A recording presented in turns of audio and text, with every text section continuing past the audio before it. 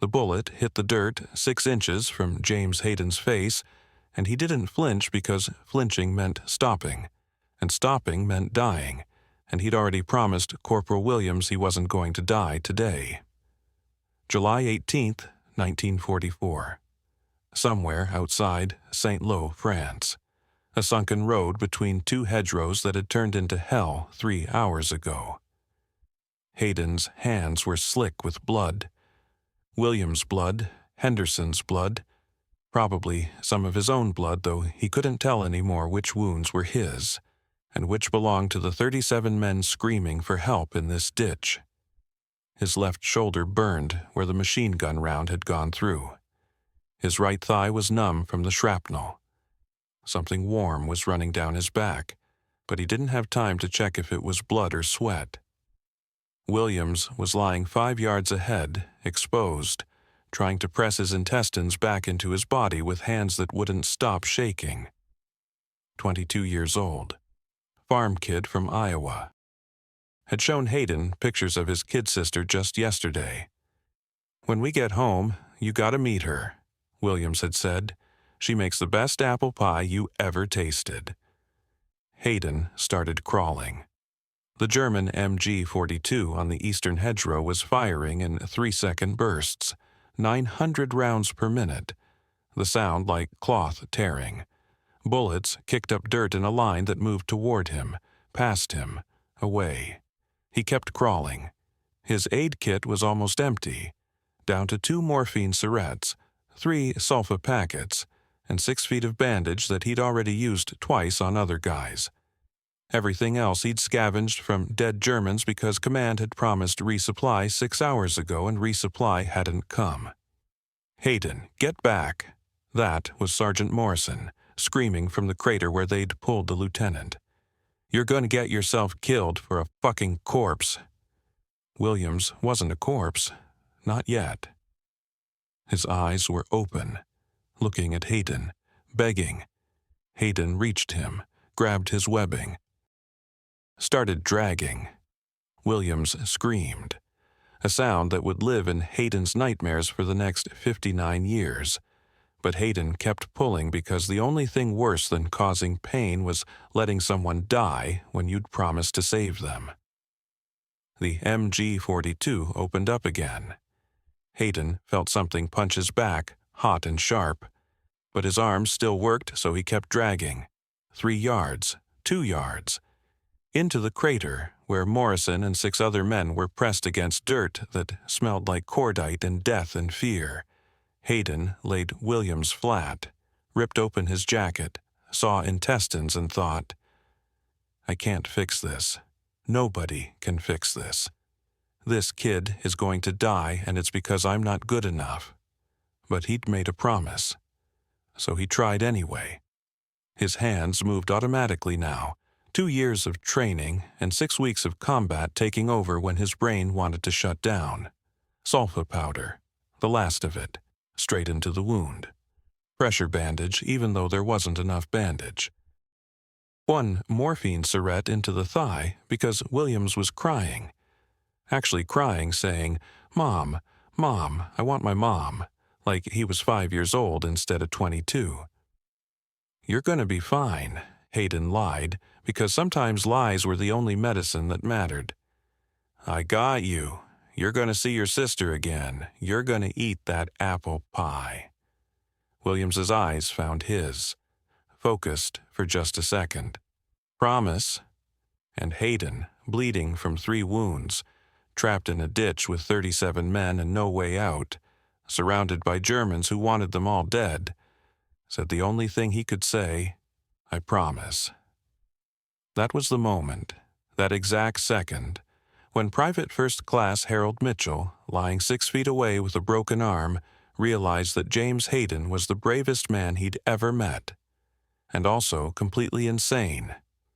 Because nobody keeps promises like that in war.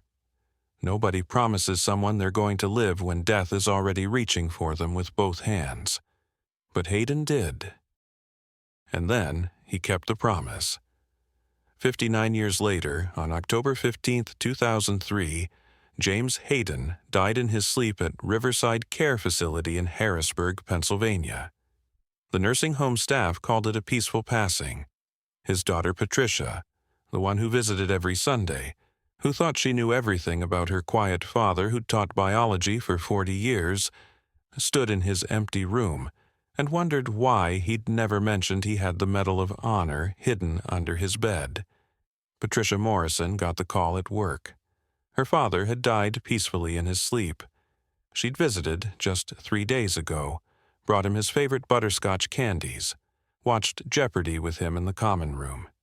He'd known all the science questions. He always did. 81 years old and sharp as ever. Just went to sleep and didn't wake up. The nursing home wanted to know when she could come collect his things. She took the afternoon off, drove to Riverside with that hollow feeling you get when you lose a parent, even when you're 51 years old and knew it was coming. Her father had been a biology teacher. Quiet man, good father. Coached her softball team when she was 12. Never raised his voice. Never talked about the war except to say he'd been a medic, helped some people, nothing special. The social worker who met her at the entrance was young. Maybe 26, 27. His name tag said Marcus Chen. He looked uncomfortable, kept shifting his weight from foot to foot like he had something difficult to say. "Mrs. Morrison, I need to show you something your father kept under his bed. I've already called the Department of Defense. They're sending someone." He led her to her father's room, and on the stripped mattress sat a green footlocker that Patricia had never seen before. Marcus opened it. Inside was the Medal of Honor in its presentation case. 3 Purple Hearts. A stack of letters on Army stationery, and a journal with her father's name written on the first page in handwriting she recognized from birthday cards and report cards and 40 years of teaching. Patricia sat down hard. "I don't understand." "Your father was recommended for the Medal of Honor in July 1944. They awarded it to him in August. He saved 37 men in a single day during the fighting outside St. Lo." Marcus handed her a yellowed newspaper clipping from Stars and Stripes. The headline read, "Medic without weapon saves 37 in hedgerow hell." Patricia stared at the photograph. Her father, at 22 years old, standing in front of a tent somewhere in France, looking uncomfortable in his dress uniform. The same man who'd taught her how to use a microscope. Who'd explained photosynthesis while they planted tomatoes in the backyard. Who'd gone to every single one of her softball games and never missed a parent-teacher conference. That man had the Medal of Honor. "Why didn't he tell anyone?" Patricia whispered. Marcus picked up the journal. "I think this might explain. I only read the first page. It seemed private." Patricia opened the journal. The first entry was dated June 6, 1944. D-Day.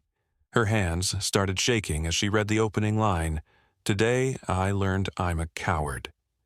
Patricia read the whole journal that night, started at the beginning, had to understand. June the 6th, 1944. "Today I learned I'm a coward. We hit Omaha Beach at 6:30 hours. But to understand June 6th, you had to go back further. Back to Camp A.P. Hill, Virginia. January 1943. When James Hayden, farm kid from Lancaster County, Pennsylvania, raised Mennonite, 19 years old and terrified, told his drill sergeant he wouldn't carry a rifle. Sergeant Frank Morrison was 28, career Army, and he'd seen plenty of religious cowards try to hide behind God. He stood 6'2", had a voice like gravel, and a face that looked like it had been carved from stone by someone who didn't much care what it looked like when they were done. He looked at this skinny kid with his Bible and his principles and his absolute certainty that killing was wrong, and Morrison saw dead weight, saw someone who'd get good men killed. "You won't carry a rifle." Morrison's voice was flat, not angry, just stating a fact. They were standing in the supply tent. Hayden had just been issued his M1 Garand. He'd handed it back. "No, Sergeant, I made a promise to God I wouldn't kill. I'll serve. I'll do my duty, but I won't carry a weapon." Morrison looked at him for a long moment. Then he turned to the supply sergeant. "Give him a medic kit instead of the Garand, and double his pack weight for all marches. If he won't carry a rifle, he can carry extra medical supplies." From that day forward, Morrison made James Hayden's life hell. Not because he was cruel. Because he genuinely believed this kid would crack under pressure, would run when the shooting started, would let men die because his principles were more important than their lives. Every morning, extra PT while Morrison watched. Every march, heaviest pack in the platoon. Every drill, Morrison's voice in his ear. "What happens when you're under fire, Hayden? When Germans are killing your buddies? You gonna pray them to death? You gonna read them Bible verses while they bleed out?" And Hayden never answered back. Just took it. Kept his head down, kept his promise. Private Harold Mitchell watched this from his bunk. Mitchell was from Detroit, worked in the auto plants before the war, and he thought Morrison was being a bastard. But he also understood it. Morrison was trying to break Hayden before combat did, because combat would do it worse. One night in March, 2 months before they shipped to England, Mitchell found Hayden behind the barracks, hands shaking, looking at his Bible but not really reading it. "You okay, Jimmy?" Hayden looked up. His eyes were red. "You think he's right? Morrison, you think I'll run when it matters?" Mitchell didn't know what to say. The truth was, yeah, maybe. Everyone was scared before combat. Everyone wondered if they'd hold up. But this kid had the added weight of wondering if his principles would get people killed. "I think," Mitchell said carefully, "that you won't know what you're made of until you're in it. None of us will. What if I'm not strong enough? Then you're not strong enough. But at least you'll know." Mitchell put his hand on Hayden's shoulder. "For what it's worth, I think you're tougher than Morrison gives you credit for. Anyone who can take the shit he dishes out and not quit, that's not weakness." Hayden nodded slowly, went back to his Bible. And when they shipped out to England in April 1944, he still wouldn't carry a rifle, still carried his aid kit, still kept his promise. Morrison pulled him aside the day before they boarded the boats for France. Company A, 116th Infantry Regiment, 29th Division. They were going to be in the first wave at Omaha Beach. Everyone knew it was going to be bad. "Hayden." Morrison's voice was different now, quieter. "Tomorrow you're going to see things. Things that'll make you question everything you believe. Men are going to die, a lot of men. And some of them are going to die because you hesitated, because you were thinking instead of doing. I need you to understand something." Hayden waited. "I've been hard on you because I need to know you won't break, because if you break, men die. So I'm asking you now. When the shooting starts, when everything goes to hell, are you going to help people? Or are you going to freeze? I'll help people, Sergeant. You promise?" "I promise." Morrison nodded. "Then I guess we'll find out tomorrow." The Higgins boat hit Omaha Beach at 06:30 hours, June 6, 1944. Third wave, Company A. Hayden was pressed against 30 other men, all of them soaked from sea spray, all of them pale green from seasickness and fear, all of them praying in their own ways. The landing craft coxswain yelled, "30 seconds!" And the sound of the engines changed pitch as they approached the shore. Then the ramp dropped, and Hayden's entire world became noise and death. The machine gun fire started before the ramp hit the sand. The first 5 men went down immediately, just crumpled where they stood, no drama, No movie death scenes. Just alive 1 second and dead the next. The man in front of Hayden, Private Torres from Texas, took a round through the throat and fell backward into Hayden's arms, blood pumping between Hayden's fingers, hot and sticky and smelling like copper. Hayden stood there. 5 seconds. Someone was screaming, "Move, move, move!"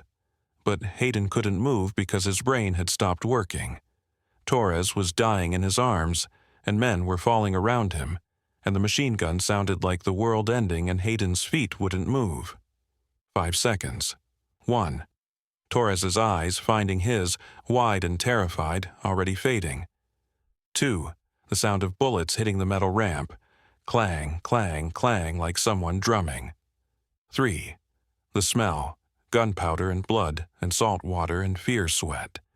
4. The taste of copper in his mouth. Had he bitten his tongue? Was it Torres's blood? 5. Morrison's voice, cutting through everything. "Hayden, medic, fucking move!" Someone shoved him from behind. Hard. He fell forward, still holding Torres, into chest-deep water that was so cold it shocked his system. He went under, came up gasping. Torres's body was floating face down next to him. Dead. Already dead. Hayden had frozen for 5 seconds and Torres had died. That's when the part of James Hayden that believed in principles and promises and doing the right thing just turned off. And something else turned on. Something automatic. Something that didn't think, didn't feel, just acted. He saw Sergeant Morrison lying on the beach, leg torn open, femoral artery pumping blood onto the sand. Hayden waded through dead men and machine gun fire and reached Morrison. Tore open his aid kit, sulfa powder, pressure bandage, morphine syringe. His hands were steady now. His brain had stopped being scared because there wasn't time for scared. Morrison looked up at him, face white from blood loss. "I thought you'd run." "I promised I wouldn't. You froze, Hayden. I saw you freeze. 5 seconds. Then I moved." Morrison tried to laugh, but it came out as a cough. 5 seconds. Jesus Christ, you beat my record. I froze for 10 at Kasserine Pass. Hayden finished the bandage, jabbed the morphine into Morrison's thigh. "You're going to be fine, Sergeant. I got you." That's good, kid. That's real good." Morrison's eyes were already going glassy from the morphine. "I was wrong about you." "No, you weren't. I did freeze. You were right." But Morrison was already unconscious. Hayden moved to the next man, and the next, and the next. For 6 hours he pulled wounded off that beach. Lost count after 20. Used up all his morphine by noon. Started taking supplies from dead Germans by afternoon. Worked until his hands were so covered in blood he couldn't tell whose blood it was anymore.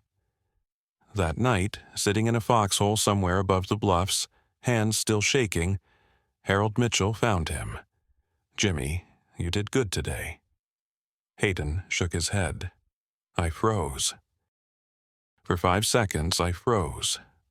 Torres died because of those 5 seconds. Torres died because he was first off the boat and the Germans were waiting for us. You didn't kill him. The war killed him. I froze, Harold. For 5 seconds. Then you saved maybe 20, 30 guys. I watched you.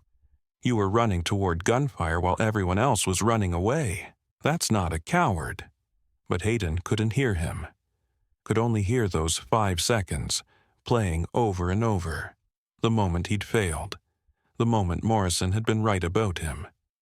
He pulled out the journal that night and wrote, "Today I learned I'm a coward." And for the next 59 years, nothing anyone said would convince him otherwise.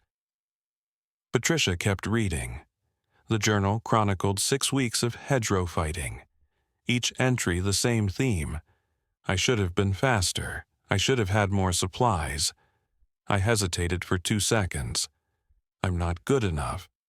Never once did her father acknowledge his heroism, only his perceived failures. Then she reached July 18, 1944. The entry was longer than the others, 8 pages in her father's cramped handwriting. She made more coffee and kept reading. Today was the worst day and the best day, and I don't know which feeling I'm supposed to have. We were trying to break through at St. Lo. 6 weeks of this hedgerow hell, and command finally wanted us to push hard before the big offensive. My platoon, what's left of it, 37 men out of the original 45, got into a sunken road between 2 massive hedgerows around AO 900 hours. The Germans were dug in on both hedgerows. They let us get into the road and then hit us from both sides at once. Lieutenant Casey took mortar shrapnel in both legs within the first minute, femoral artery on the left leg. I could hear him screaming even over the machine gun fire. Sergeant Morrison, back from the hospital, leg still bandaged from D-Day, took a round through the chest. He was dead before he hit the ground. I'd saved him on Omaha Beach and he died anyway. What's the point of saving people if they just die later? Within 5 minutes, we had 14 men down, wounded everywhere. Germans closing in from both ends of the road, mortars dropping, machine gun fire from the hedgerows. We were trapped, no way out. I knew we were all going to die. But I'd made a promise. To Morrison, to all of them. I'd promised I'd help people. So I started moving. Patricia's coffee went cold as she read her father's account of that day. How he'd crawled to Lieutenant Casey first, dragged him to a shell crater that offered minimal cover. How the lieutenant had grabbed his jacket and begged for morphine. "Please, Hayden, please, it hurts so bad, please." Hayden had given him the last morphine syringe in his kit. Then he'd gone back for the next man. Private Henderson. Gut shot. Intestines showing. 21 years old. Kept saying, "I don't want to die, I don't want to die, I don't want to die," like a prayer. Hayden pulled him to the crater. Used German sulfa powder he'd taken off a dead soldier 2 days before. Bandaged him with strips torn from his own jacket because he was out of proper bandages. Lied to him. "You're going to make it. I promise. You're going to make it." Then back into the gunfire for the next man. That's when the first bullet hit him. Left a shoulder. Felt like someone had jabbed a red-hot poker through his collarbone. His arm went numb instantly. He lay in the dirt for maybe 10 seconds thinking, "This is it. This is how I die. Failed everyone again." Then he heard someone screaming for a medic. He kept crawling. Hour 2, Corporal Williams. The kid from Iowa with the little sister who made apple pies. Williams was trying to hold his intestines in with his hands and crying for his mother. Hayden pulled him to the crater, patched him as best he could with nothing but willpower and lies. "You're gonna be fine. You're gonna see your sister again, I promise." Hour 3, Private Chen. Both legs shattered by a mortar, bones sticking out. Screaming so loud it hurt to be near him. But Hayden didn't have any morphine left. All he could do was splint the legs with rifle stocks he'd torn off abandoned M1s, bandage the wounds, and tell Chen to bite down on a piece of leather. That's when the second bullet hit. Right thigh. Went clean through but missed the bone and artery by inches. His leg buckled. He went down hard, face in the dirt, tasting blood and mud. Harold Mitchell was lying 3 feet away with a broken arm. "Jimmy, stay down, you're hit." But Hayden could see another man down at the far end of the road. Private Rodriguez, 18 years old. Had just joined the unit 2 weeks ago as a replacement. Hit in the stomach, bleeding out fast. Hayden started crawling again. His left arm didn't work anymore. His right leg barely worked. He crawled on one arm and one leg like a broken crab, through machine gun fire and mortar explosions, and somehow, through luck or God or sheer bloody-minded determination, he reached Rodriguez. The kid was already fading, gray-faced, glassy-eyed. Hayden knew this wound, had seen it a dozen times. Rodriguez was going to die no matter what Hayden did, but he'd made a promise, so he tried anyway. Packed the wound with dirt, actual dirt, because he was out of everything else and dirt was better than nothing. Pressed Rodriguez's own hands against the wound. Keep pressure on it. Help is coming. Rodriguez's eyes found his. I'm dying, aren't I? Hayden wanted to lie, should have lied, but he was so tired and hurt and out of supplies that the truth just came out. Yeah, you are. I'm sorry. I don't have anything left. I'm sorry. Rodriguez nodded slowly. Will you stay? I don't want to die alone. So Hayden stayed. Held Rodriguez's hand while the kid died. Took maybe 3 minutes. 3 minutes while Germans were closing in and men were screaming for help, and Hayden was bleeding from 2 wounds. 3 minutes he could have spent helping someone he actually could save. But he'd promised. And Rodriguez didn't want to die alone. When Rodriguez stopped breathing, Hayden closed his eyes and went back to crawling. Hour 4, hour 5, hour 6. The details blurred. More wounded, more lies, more promises he couldn't keep. The journal entry became almost illegible here, the handwriting shaky. Lost track of time. Lost track of who I'd helped. Just kept moving. Every time I stopped, someone would scream for a medic, so I couldn't stop. Simple as that. Couldn't stop. Hour 7. The third hit. Mortar fragment in his back, left side, just below the shoulder blade. Felt like someone had hit him with a sledgehammer. He blacked out for maybe 30 seconds. Came to with Harold Mitchell shaking him. Jimmy, Jesus Christ, you gotta stop. You're bleeding too much. Can't stop. Made a promise. You're gonna die. Then I die. Still made a promise. Mitchell let him go. What else could he do? You can't stop a man who's decided he's going to keep his promise even if it kills him. Hour 8, hour 9. Hayden couldn't remember clearly anymore. The journal said he'd moved all 37 wounded to the crater. Created a makeshift aid station with nothing but German medical supplies and pure stubbornness.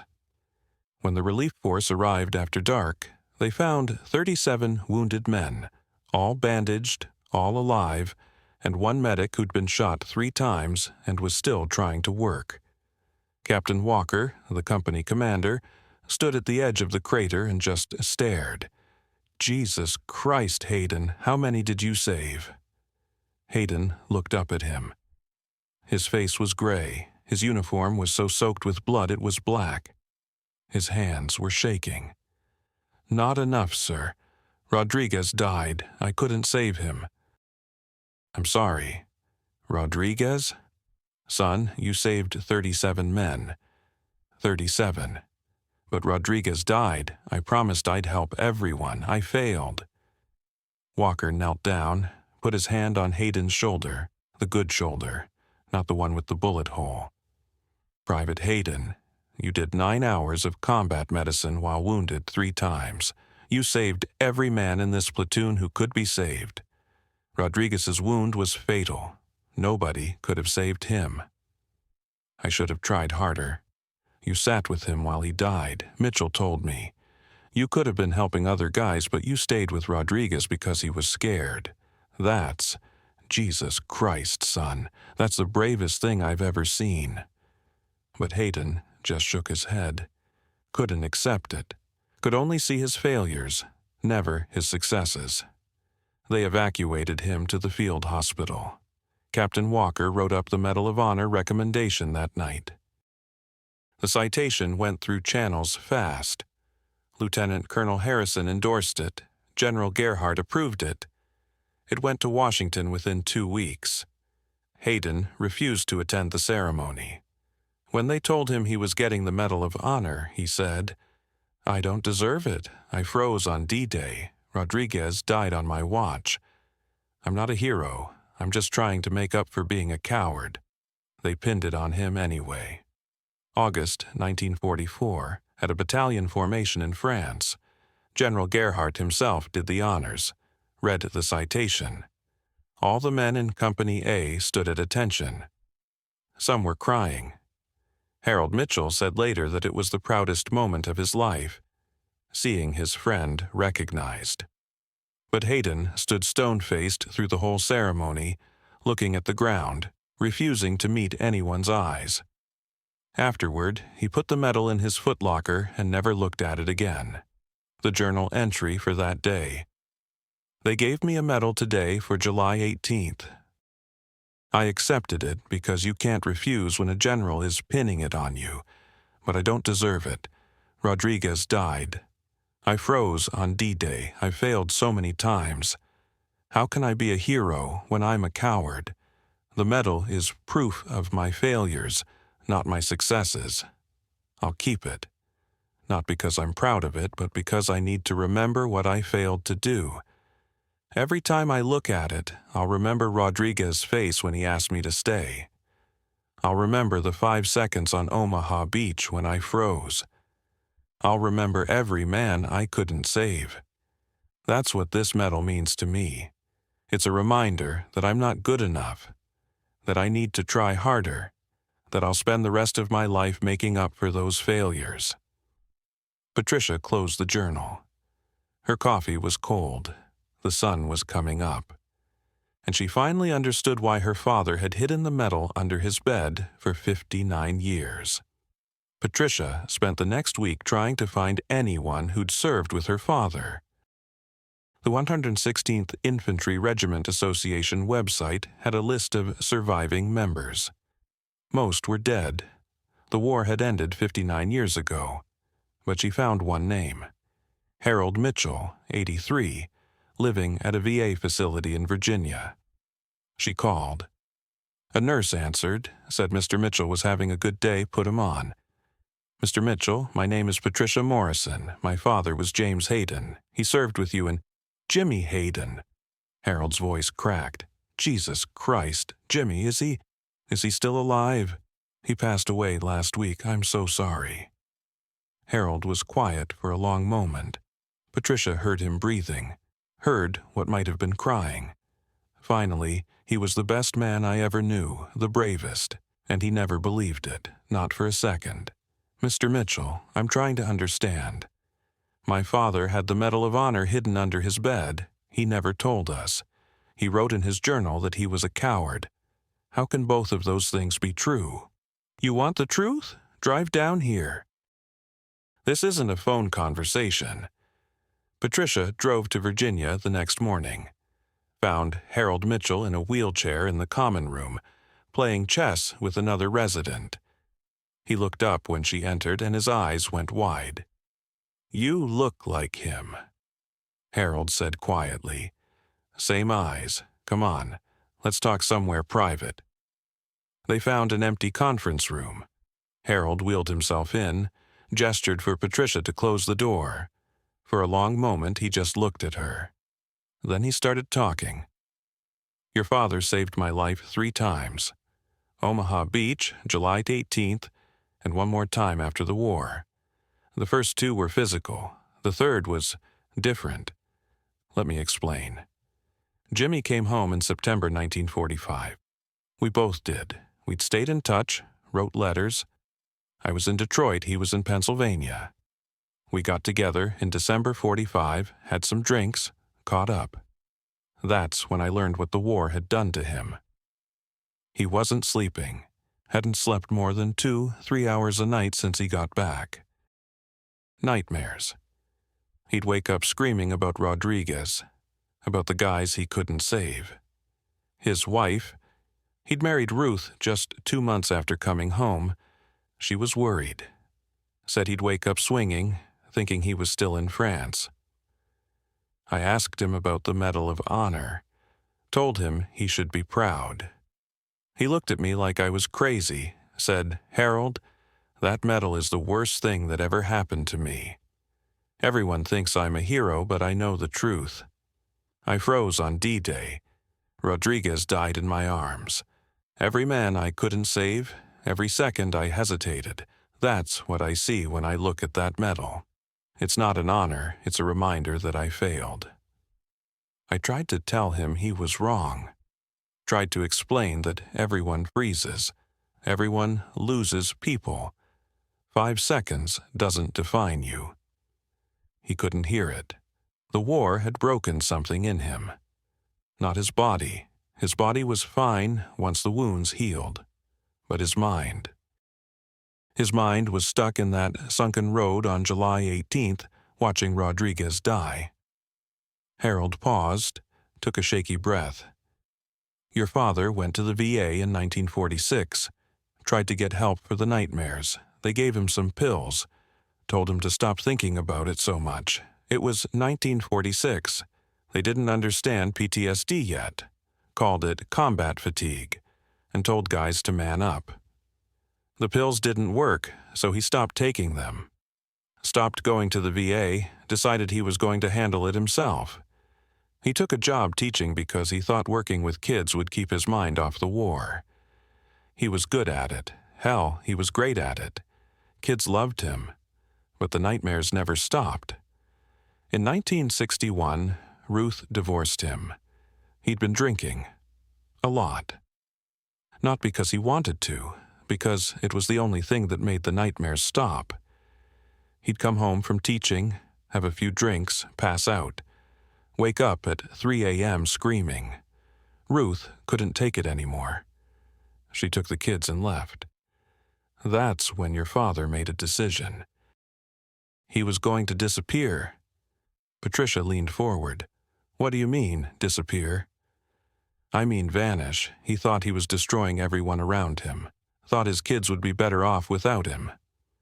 So, in 1965, he quit his teaching job, sold everything he owned, and just left. Started using a fake name, John Miller. Worked odd jobs, moved around, stayed off the radar. He was running from himself. But the VA benefits, the Medal of Honor comes with a pension. Why didn't he refused it, all of it? Wrote a letter to the VA in 1965 saying he didn't want any benefits, didn't want any recognition, just wanted to be left alone. They tried to talk him out of it. You can't just refuse a Medal of Honor pension. But your father was stubborn. He said accepting benefits for being a hero would be fraud. Because he wasn't a hero, he was a coward who'd gotten lucky. Harold wiped his eyes. I found him once, 1972, Denver, living in a flop house. Looked 20 years older than he was. I tried to get him to come back to Pennsylvania, get help, reconnect with his family. He said no. Said his kids were better off thinking he was dead than knowing what he'd become. I argued with him for hours. Finally, he said something I'll never forget. "Harold, the medals don't make you a hero. They just prove how good you are at lying to yourself." I look at that Medal of Honor, and all I see is Rodriguez's face. All I hear is Morrison telling me I'd freeze. All I remember is 5 seconds of being a coward. So I'm keeping the medal, not because I'm proud of it, because I need to remember what I really am. And what I am is someone who destroys everyone around him. So I'm leaving. Let me go. I let him go, biggest mistake of my life. Didn't see him again until never. I never saw him again, heard through the grapevine he was in Omaha, still using the name John Miller. Tried to find him in the 90s, couldn't. It was like he'd become a ghost. Patricia was crying now. He kept the medals under his bed for 59 years. Why keep them if they hurt so much?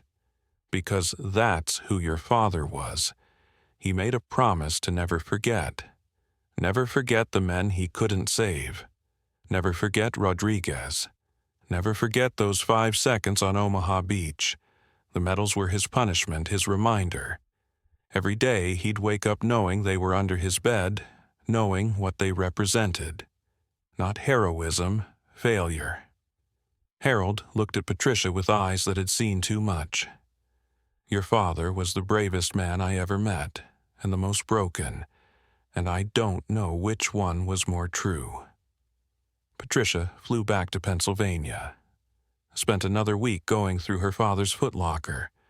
Found things she'd missed the first time. Letters from soldiers he'd saved, written in the 40s and 50s, thanking him for their lives.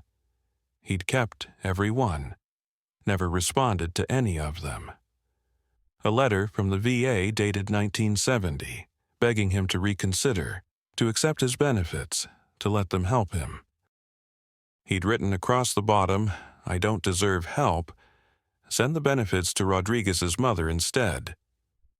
And at the very bottom of the footlocker, folded into the journal, she found a letter dated 1947 from Sergeant Frank Morrison. The envelope was worn from being handled, opened and read so many times the creases had nearly torn through. Patricia unfolded it carefully. "Dear Jimmy, I owe you an apology. Actually, I owe you about 1,000 apologies, but I'll start with this one. I was wrong about you. I called you a coward. I said you'd run when the shooting started. I said men would die because of your religious principles. I was wrong about all of it. You saved my life on Omaha Beach. I got hit in the first minute and you dragged me to cover. I remember lying there, bleeding, watching you work, and thinking, I gave this kid so much hell and he's still helping me. What the hell kind of man is he?" And then July 18th. I wasn't there. I was in the hospital recovering. But Walker told me everything. Told me you saved 37 guys while bleeding from 3 wounds. Told me you wouldn't stop until everyone was patched up. Told me you refused morphine for yourself because you wanted to save it for guys worse off. That's not a coward. That's not someone hiding behind religion. That's the bravest man I've ever heard of. I should have seen it from the start. You kept your promise to God and you kept your promise to us. That took more courage than anything I ever did with a rifle. I heard through the grapevine that you're having a hard time. Nightmares, can't sleep. I want you to know something, that's normal. I have nightmares too. Wake up thinking I'm back in France. See faces of guys who didn't make it. It's not because we're weak, it's because we saw things nobody should have to see. But Jimmy, listen to me. Those 5 seconds on Omaha Beach don't define you. I don't care if you froze. Everyone froze at some point.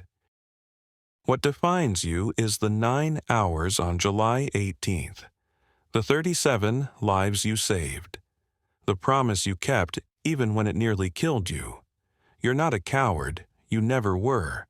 I was wrong to call you that. I was testing you, trying to make you tough, and I went too far.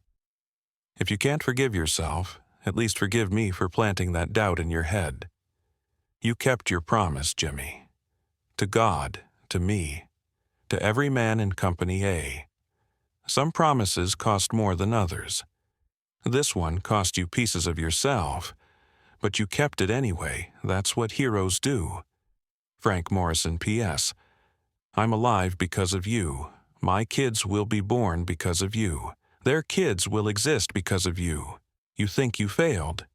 You gave me a future. You gave 37 men futures. You gave all our families futures. That's not failure. That's the opposite of failure. Patricia read the letter 3 times. Then she understood. Her father had kept this letter for 59 years. Read it so many times the paper was nearly transparent, and still couldn't believe it. Still couldn't forgive himself. She organized a memorial service at the VFW Hall in Harrisburg. Harold Mitchell flew in from Virginia, wheelchair and all. A few local veterans came. Marcus Jen came. Patricia displayed the medals, the newspaper clippings, the letter from Eisenhower, and she told the truth about her father. My dad saved 37 lives in one day. Patricia said to the small crowd. He earned the Medal of Honor. But he spent 60 years thinking he was a coward because he froze for 5 seconds on D-Day. He couldn't forgive himself. Couldn't accept that being scared doesn't make you a coward. It makes you human. She held up the Medal of Honor. He kept this hidden for 60 years, not because he was proud of it, because he thought it was proof of his failure. Every day he woke up knowing it was under his bed. Every day it reminded him of the men he couldn't save. That was his punishment, his burden. Harold spoke next, his voice shaking. The truly brave never think they're brave enough. The real heroes never believe they're heroes. They just do the work and carry the guilt and wonder why everyone makes such a big deal about it. That was Jimmy. He did something incredible and spent his life thinking it wasn't enough. After the service, Patricia donated the medals to the National World War II Museum in New Orleans. Before she sealed the box, she added her own letter. Dear Dad, I found your medals. I read your journal. I talked to Harold. And now I understand. You thought you were a coward because you froze for 5 seconds. You thought you were a failure because you couldn't save everyone. You thought you were broken because you were scared. But Dad, here's what I learned. You saved 37 lives while bleeding from 3 wounds. You kept your promise to God and never carried a weapon, and you still became one of the most decorated soldiers in your division. You came home and spent 40 years teaching kids to think critically and love science. You were the kindest father I could have asked for. Everyone except yourself. You never forgave yourself for being human. I wish you'd told me about the war. Not because I needed you to be a hero. You were already my hero just by being my dad. But because maybe if you'd talked about it, maybe you could have forgiven yourself for 5 seconds of fear. You weren't a coward, you were human. You got scared, and then you got brave. You made mistakes, and then you saved lives anyway. You broke under pressure, and then you kept going. That's not weakness, that's strength. I love you, I'm proud of you. I wish you'd been proud of yourself. Your daughter, Patricia. The Medal of Honor is on display now at the National World War II Museum. There's a placard that tells the story. Private James Hayden, 116th Infantry Regiment, a 29th Infantry Division. Medal of Honor recipient for actions on July 18, 1944, near St. Lô, France. Conscientious objector who refused to carry a weapon, but saved 37 lives while wounded 3 times. Exemplified courage under fire and moral conviction. Thousands of people walk past it every year. They read the citation. They look at the medal. They think about heroes. But only Patricia knows the full story. The 5 seconds on Omaha Beach. The journal full of guilt. The 60 years of self-punishment. The man who saved lives and couldn't save himself from his own memories. That's the thing about heroes. They're not perfect. They're not fearless. They're not even particularly confident. They're just people who make a promise and keep it, no matter what it costs. Her father promised to help people without killing anyone. He kept that promise through D-Day, through the hedgerows, through the liberation of Germany. He saved hundreds of lives with nothing but bandages and morphine and stubborn determination. And he never believed it was enough. 5 seconds of fear doesn't erase 9 hours of courage.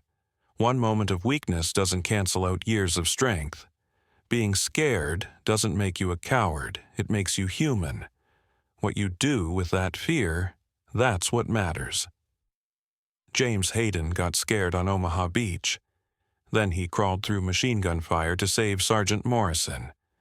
Got shot 3 times on July 18th. Then he kept crawling to save 37 men. Watched Rodriguez die in his arms. Then he stayed with him so he wouldn't die alone. That's not a coward. That's a hero who didn't believe in heroes. And maybe that's the truest kind of hero there is. The kind who thinks they're not good enough and keeps trying anyway. The kind who makes a promise and keeps it even when it destroys them. The kind who saves lives and spends 60 years wondering why they couldn't save more. James Hayden was both a coward and a hero. Both things were true. Both things mattered. 5 seconds of fear, 9 hours of courage, a lifetime of guilt, and a medal hidden under a bed, kept not as a trophy but as a reminder. Never forget the men you couldn't save. He kept his promise. To God, to Morrison, to Rodriguez, to 37 men who went home to their families because one scared kid from Pennsylvania refused to quit, even when he was shot 3 times and out of supplies and convinced he was failing. That's what courage looks like. Not fearlessness, not perfection. Just a scared human being who keeps going anyway. And 60 years later, when James Hayden died in a nursing home in Harrisburg, Pennsylvania, surrounded by people who never knew what he'd done, he still didn't believe he was a hero. But he was. He always was. James Hayden had been raised in a strict Mennonite household in Lancaster County, Pennsylvania. The Mennonites were pacifists. They didn't believe in violence, didn't believe in war, didn't believe in taking human life under any circumstances. When Pearl Harbor was attacked in December 1941, James was 19 years old, working on his father's farm, and deeply conflicted. Everyone his age was joining up, wanting to fight the Nazis and the Japanese. But James had been raised to believe that killing was wrong. Always wrong, no exceptions. He talked about it constantly, Harold said. After we got to England in 1943, before the invasion, he'd been drafted in 1942, refused to carry a weapon, got assigned as a medic. Some of the guys gave him hell for it. Called him a coward, called him a religious freak, said real men carried rifles. Jimmy never argued back.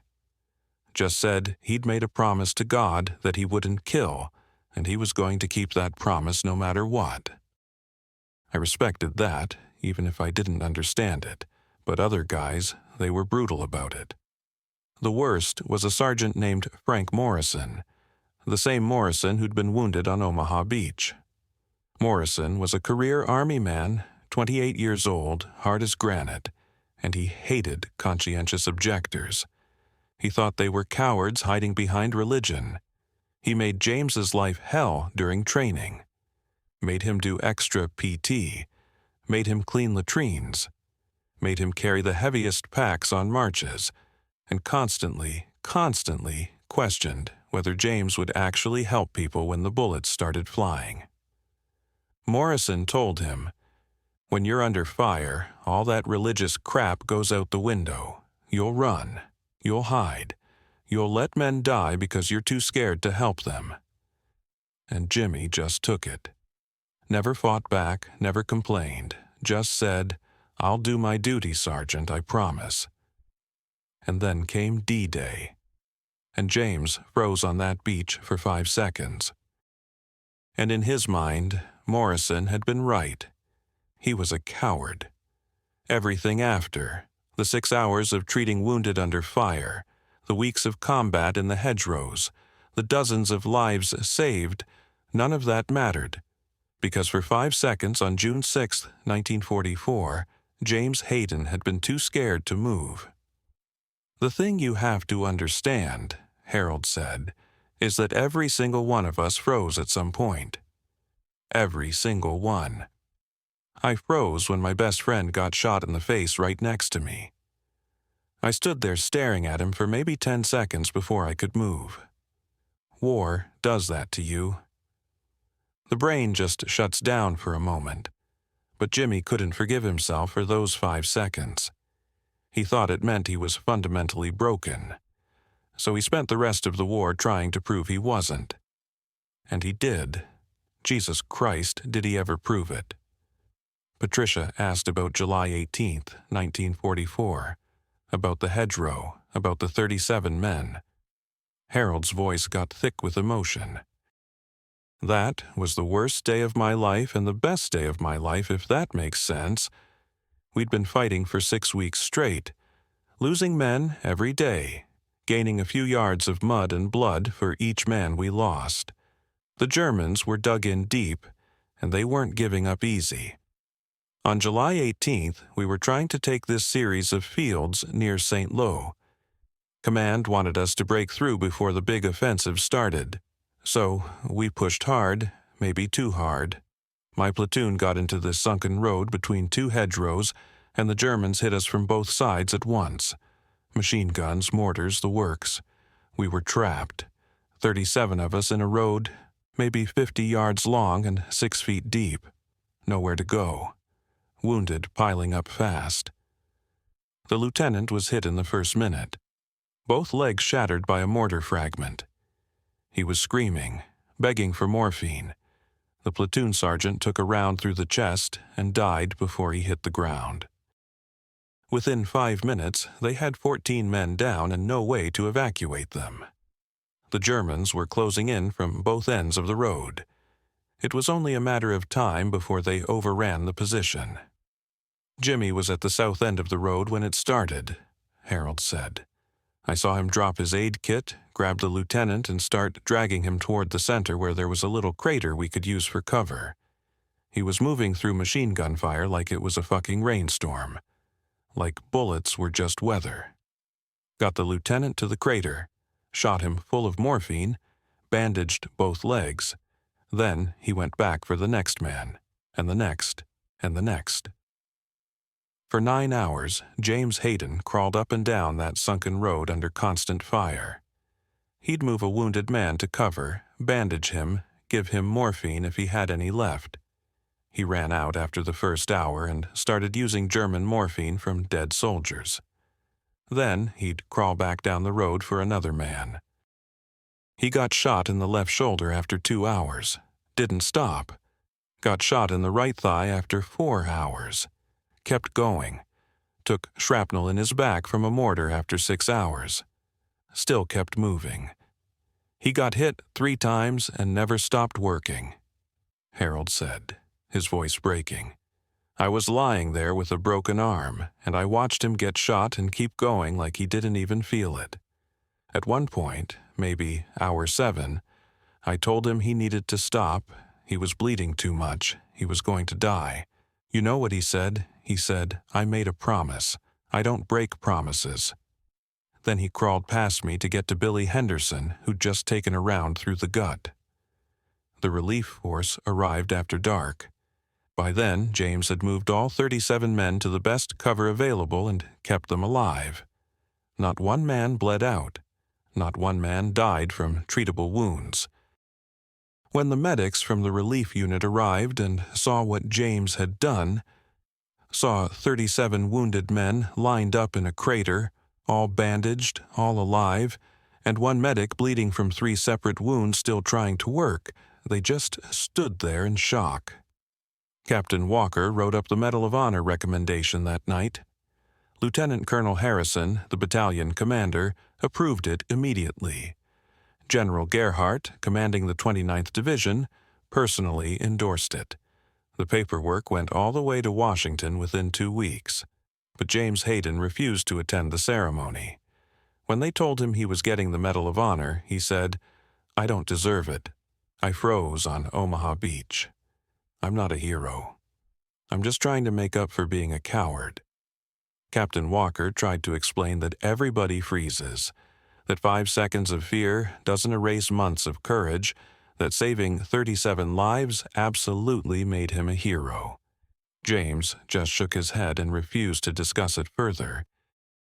They pinned the medal on him at a battalion formation in France in August 1944, and James stood there stone-faced, looking at the ground, while General Gerhardt read the citation. Afterward, he put the medal in his footlocker and never looked at it again. I tried to talk to him about it once, Harold said.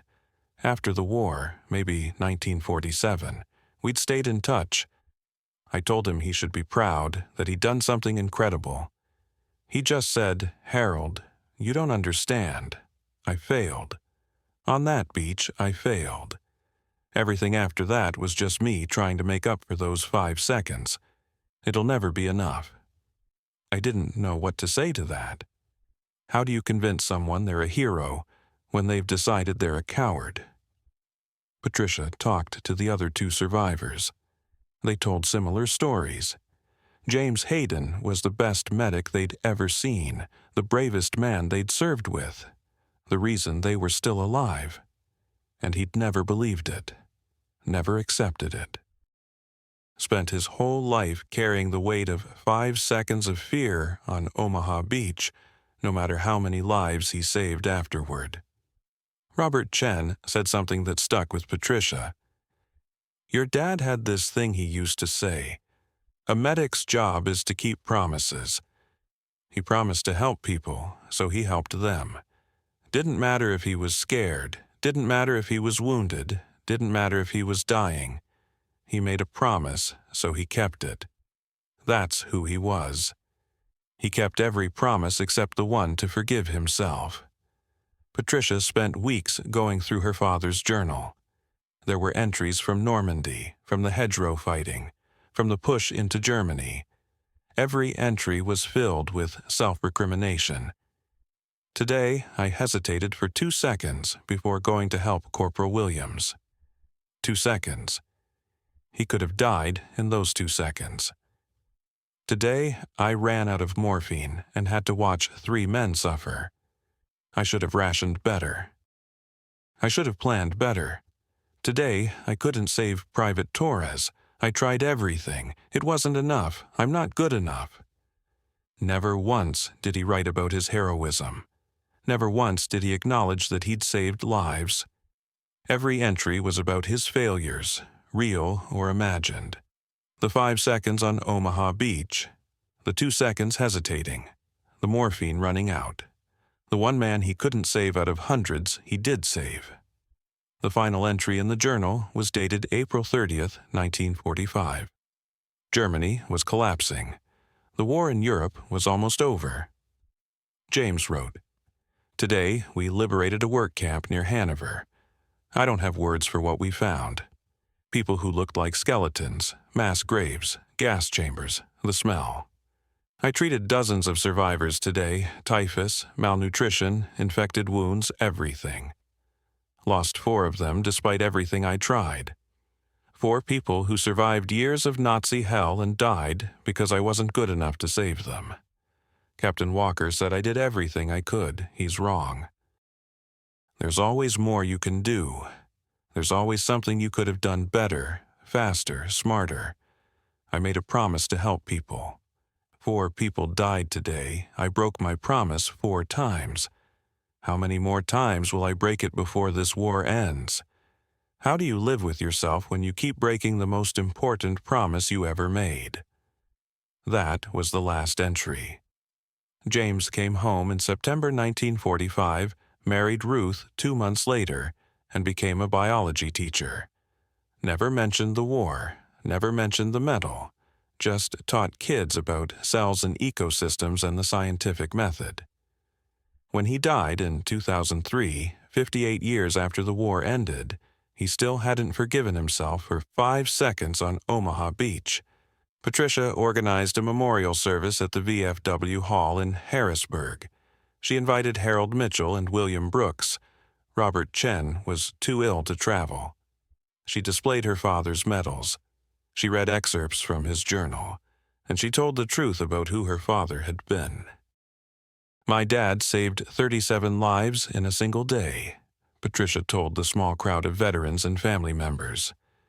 "He earned the Medal of Honor, but he spent his entire life thinking he was a coward because he froze for 5 seconds on D-Day. 5 seconds of fear, and he never forgave himself. 60 years of courage, and he never believed he was brave." She looked at the medals on the table. The Medal of Honor, the Purple Hearts, the letters from generals, the newspaper clippings, the evidence of heroism that James Hayden had hidden under his bed for 6 decades. I wish I'd known, Patricia said, her voice breaking. I wish he'd told me. I wish I could have told him what I know now, that everyone gets scared. Everyone freezes. Everyone has moments they're not proud of. But that doesn't make you a coward. What makes you brave is what you do after.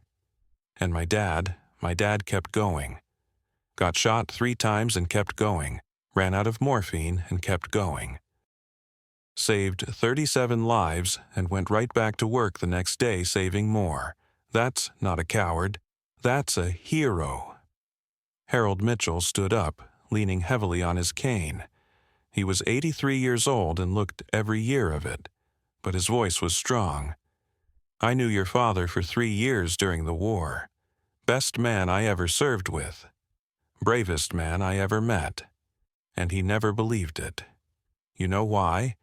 Because the truly brave never think they're brave enough. The real heroes never think they're heroes. They just do the work and carry the guilt and wonder why everyone makes such a big deal about it. He looked at the Medal of Honor. That medal represents one day, July 18th, 1944. But Jimmy earned it every single day for years. Earned it on Omaha Beach when he overcame his fear. Earned it in the hedgerows when he ran toward gunfire while everyone else ran away from it. Earned it in Germany when he liberated that camp and tried to save every single person, even though some of them were too far gone. And he kept earning it after the war, teaching kids, living a quiet life, never bragging, never asking for recognition. That's what a hero looks like. Not someone who thinks they're special. Someone who thinks they're not good enough and keeps trying anyway. After the service, Patricia boxed up her father's medals to donate to the National World War II Museum in New Orleans. Before she sealed the box, she added one more thing, a letter she'd written to her father. She'd never get to read it to him, but maybe someone else would find it someday and understand. Dear Dad, I found your medals. I read your journal. I talked to the men you saved. And now I understand why you never told us about the war. You thought you were a coward because you froze for 5 seconds on a beach in France. You thought you were a failure because you couldn't save everyone. You thought you were broken because you were scared.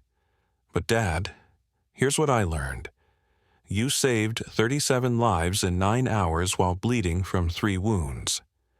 You saved hundreds of lives over the course of the war. You came home and spent 60 years teaching kids to love science and think critically and be better people. You were the kindest father I could have asked for. You never raised your voice. You never gave up on anyone. You kept every promise you ever made to us. Everyone except the promise you made to yourself, to believe you were good enough. I wish you'd told me about the war, not because I needed you to be a hero. You were already my hero just by being my dad, but because maybe if you'd talked about it, if you'd let us tell you how much you mattered, maybe you could have forgiven yourself for 5 seconds of fear. You weren't a coward, Dad. You were human. You got scared, and then you got brave. You made mistakes, and then you made things right. You broke under pressure, and then you kept going anyway. That's not weakness. That's strength. I love you. I'm proud of you. I wish you'd been proud of yourself. Your daughter, Patricia. She sealed the box, shipped it to New Orleans, went home and hugged her kids and told them stories about their grandfather, the biology teacher who'd saved 37 lives in a French hedgerow and never told anyone. The Medal of Honor is on display now at the National World War II Museum. There's a placard that tells James Hayden's story. Private James Hayden, 116th Infantry Regiment, 29th Infantry Division. Medal of Honor, recipient for actions on July 18, 1944, near Saint-Lô, France. Saved 37 lives while wounded himself. Conscientious objector who refused to carry a weapon but exemplified courage under fire. Thousands of people walk past that display every year. They read the citation. They look at the medal. They think about heroes and courage and the greatest generation. But only a handful of people know the real story.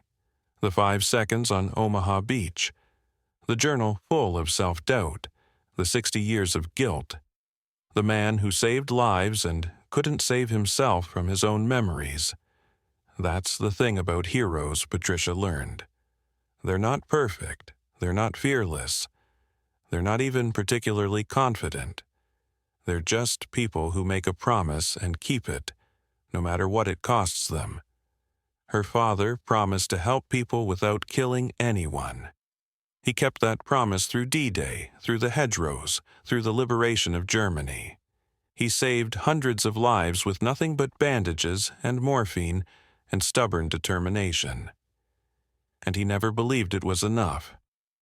Harold Mitchell died in 2006, 3 years after James. At his funeral, his daughter read a letter Harold had written to be opened after his death. In it, Harold wrote about the men he'd served with. He wrote about D-Day and the hedgerows and the long march to Germany. And he wrote about James Hayden. James Hayden was both a coward and a hero. Both things were true. Both things mattered. 5 seconds of fear, 9 hours of courage, a lifetime of guilt, and a medal hidden under a bed, kept not as a trophy but as a reminder. Never forget the men you couldn't save. He kept his promise. To God, to Morrison, to Rodriguez, to 37 men who went home to their families because one scared kid from Pennsylvania refused to quit even when he was shot 3 times and out of supplies, and convinced he was failing. That's what courage looks like. Not fearlessness, not perfection, just a scared human being who keeps going anyway. And 60 years later, when James Hayden died in a nursing home in Harrisburg, Pennsylvania, surrounded by people who never knew what he'd done, he still didn't believe he was a hero. But he was. He always was.